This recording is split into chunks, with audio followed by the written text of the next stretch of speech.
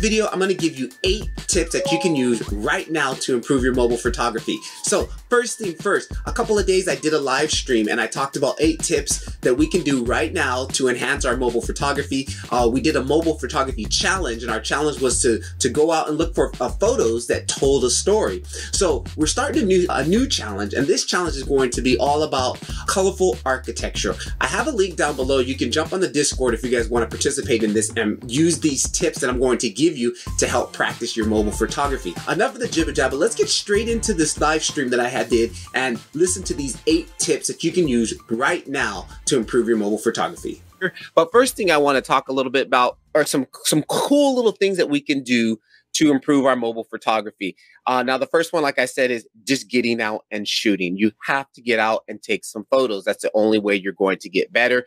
It's the same when I started my mobile filmmaking. I was always filming stuff every single day. Now, just because you take photos every single day doesn't mean you have to post them to Instagram, or all like share them out. Just take photos and try to figure out what could I have done better in this shot to get, a little bit better in my next shot. So I quickly just searched here on YouTube how to improve mobile photography skills. And they actually dropped 8 little kind of tips here. Some of them are kind of cool and some of them are kind of like, eh. But let's go to the first one here. The first one says, light your subject well. The better lit your subject is, the clearer your image is likely to be. Now, that's really good, a really good tip. And that's kind of one of the most important things, especially when it comes to mobile photography and filmmaking, is light. You really need to understand how light is. And again, if you're taking a picture of somebody's face, you want that face to be lit. For example, for this live stream, my main focal was like, okay, let me set up my camera angle. Once I got the angle that I want, how lit am I? So I got my little light here. Okay, right? No light, light on. You got to make sure your subject is well lit. Now, if the background was the subject, who cares about me being lit and the background could be lit? But always make sure your subject is well lit. The next tip they had was get close to your subject.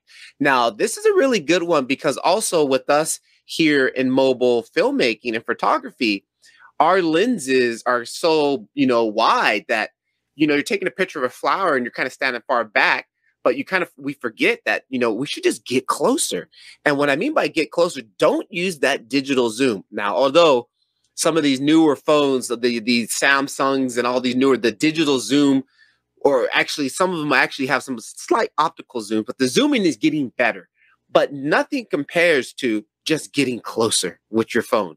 Manually, physically, just get closer. And that really helps to isolate your subject. And most of these phones now, they can do the blurry background. But before, most of these phones were doing blurry background. How would we get a blurry background? We would get really close to our subject and set the focal point there, and then the background will be kind of blurred out. So that's a really good tip, is also just to get closer to your subject. And also, if you take a look at number 6 actually says avoid using digital zoom. Again, our digital zoom kind of just takes the image and kind of just zooms it in. And if you ever play with your phone and just go ahead and do your pinch zoom, you'll just see the image get super grainy, get super pixelated, because you're just taking an image and you're bringing it closer to you. That's not like a true optical zoom, like on a lens camera where the mirrors are shifting to actually bring that closer. So avoid using that. Our next one we had was number 3, keep still. Now, this is a really good tip. A lot of people don't talk about this, but if you're shooting in full auto mode, now auto mode, it doesn't know what you're trying to really shoot. It doesn't know if you want to capture action. It doesn't know if you're taking just a photo of something static. It doesn't know. It's just trying to gauge algorithmically by light and all that. But be still. You really gotta you have motion blur. And my daughter, I just bought her a little digital camera for Christmas. She's 4 years old, and already she's taking photos. And a lot of times she's taking photos and the doorbell. Hang on one second, guys. So back on point. Sorry for that small little interruption there. We were talking about keeping still. It is important to keep still. Like I was saying, my daughter got her camera and she's always taking pictures. She's moving around and she's like, why are they so blurry? I'm like, you gotta be still when you take your shot.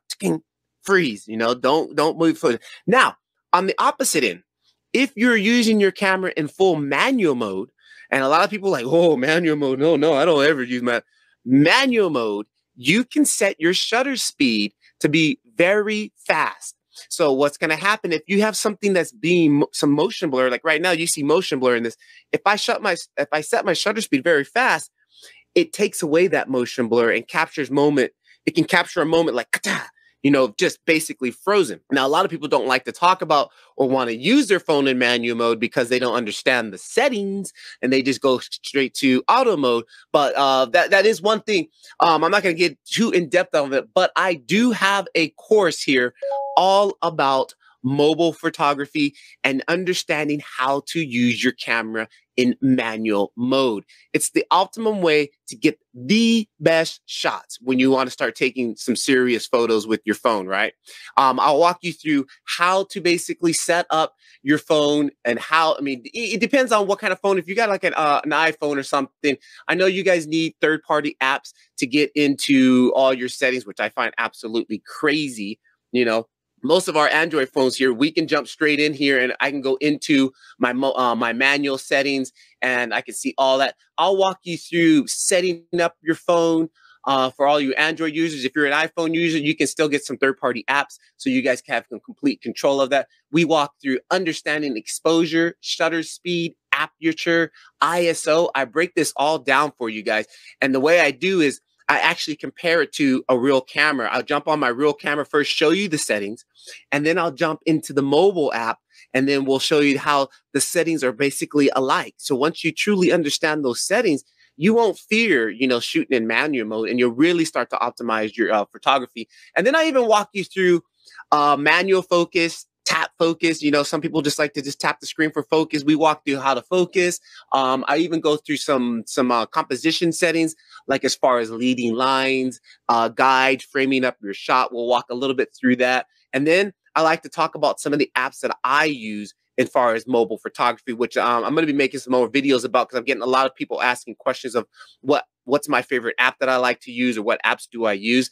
For example, we'll go through Google Snapseed, the Polar app, Adobe Lightroom Mobile, Visco, and then even just for the beginners, just grading your photos right there inside of Instagram. Instagram has some basic stuff to do as far as grading. We'll walk through that. And then I kind of go through a couple of the styles of editing that I like to do, my cinematic styles and some black and white photography. So I'll have the link down in there. If you guys are into that and you're very serious about mobile photography, take a look at that course. I'll walk you through everything. Now, I'm gonna be straight up with you. Just because you take the course, you're not going to be coming out taking Instagram bangers right off the bat.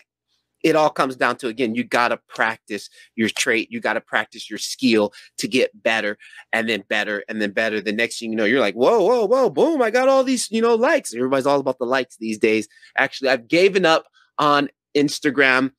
I just shoot photography for myself to make myself happy. I don't focus on those likes anymore because I tell you, that will just kill your morale. It will just destroy your mental. So I just gave up on that. I post a couple of photos up there here and there for my friends and stuff like that to see. But let's get back on track here before we get into this.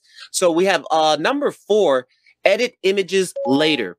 Now, this is another good tip because especially when you go somewhere, you're doing some type of traveling.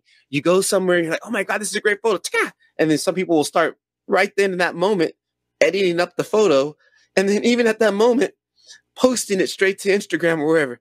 If you're somewhere or at an event or you're doing at somewhere cool, just take photos. Don't focus on posting it right now and editing right now and grading. Stay in the moment. Photos. Oh, this is great. This is great. You can do all that later. So this was a really good tip I've never really thought about.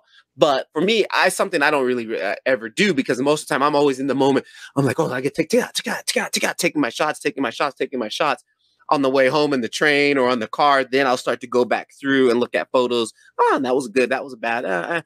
And learning from, how could I make this shot better? You know what? If I would have just got a little bit closer to the door or something, it would have looked a lot better. So keep that in mind. We also have number 5, don't throw away mistakes. That's a good tip. Basically, you might have a photo that you don't like. Figure out what that you don't like about that photo. What was it that turned you off? What was it that you could have improved on? And even some photos, I've made the mistake of at the moment just deleting it because it didn't look Instagrammable or something. It didn't look like a good shot. I deleted it. And luckily with me, I shoot in manual mode. And on my Samsung device, it saves 2 photos. It saves a RAW photo and it saves a JPEG. Sometimes I'll go ahead and delete the JPEG, and then I'll come back to the RAW photo a day later, and I'm like, oh, wait. If I crop this just like this is actually a really good photo. So I can understand what they say, but don't throw away some of your mistakes. You know, again, stay in the moment, look at your photos, analyze what you could have done better. How could you set the comp up a little bit better to get a better shot. So that's something really good too. We already went over 6. Avoid using digital zooms. I've never pretty much ever used digital zoom. I learned that doing mobile photography and filmmaking for many years now, that it's just, there's nothing good about it. I just zoom in. I mean, I'll just get closer, physically grab my phone and get closer. 7, experiment with white balancing. Again, some people might not, what is white balance? You know, when you're in auto mode, you don't have control of white balance.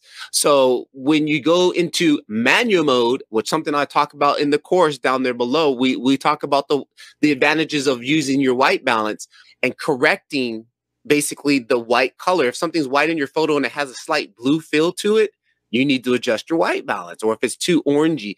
And then on the opposite end, like when I do night photography, sometimes I like to turn up my white balance towards the blue side to give all the lights a little bit of like a little teal color. That just makes it a little bit more cinematic. Now I'm using it to my advantage. But if you don't do it in manual mode and you only shoot in auto mode, you never have that option, you know, because automatically it's always trying to correct the white balance. It's trying to make whites look white all the time. So that's another good thing, experimenting with your white balance. Maybe you're taking a photo during golden hour and it's kind of gloomy outside and it's not really that golden color. You cheat your white balance down a little bit to the warm color, and now you can add a little bit of warmth back into the photo. And then number 8, which I love right here, which is this is it. This is a good one. Take loads of shots and experiment. Get out and just shoot photography, shoot pictures. Don't go out in the mind and think, oh, I'm going to shoot the greatest Instagram pic ever. No, just go out and shoot photography to learn. I like to do on my other channel. I have another channel that I'm starting mobile photography called One Frame with Me. And on this channel here, I'm basically going to be sharing a lot of the sessions that I do that I normally don't talk about, because I normally would just record me editing or grading the photo, but just going out and what I'm looking for when I'm taking a photo. You know, like the other day I was experimenting when we had the shot for the Discord server. We're talking about how we can tell a story. I was just snapping shots at everything. Oh, that was interesting. Well, anything that made me stop and think, I kind of took a shot of it. So I'm going to be recording some of those sessions and posting them up here. And I'm going to start to separate my photography stuff away from my 1 Minute with Me channel, my original channel, which is all about mainly filmmaking with the phone. And I'm going to start using this channel to just focus more strictly on mobile photography, because I know a lot of people these days shoot photography with their phone. It's always with us. It's in our pocket and all that time. So you know what? That's what I'm going to do. All right, guys. So I hope those tips were helpful. Now, again, to put these tips into work, into action, you got to get out and start taking some photos, right? So again, you can join us here on this challenge. It's going to be about 7 days long, and we're going to basically post all of our photos in the Discord. I'll have the link down below, and I'll drop you right in there. We have a great community of other mobile photographers who just enjoy taking photos on their mobile devices. Again, if you want to learn more about how to use your phone in manual mode, I have a course down there below where I walk you through all that and get all in depth on how to improve your photography using your settings in manual mode. So take a look at that. Links down in the description. Other than that, I'll catch you guys in the next video, and keep shooting. That's the only way you're going to get better. I'll catch you in the next one. Peace.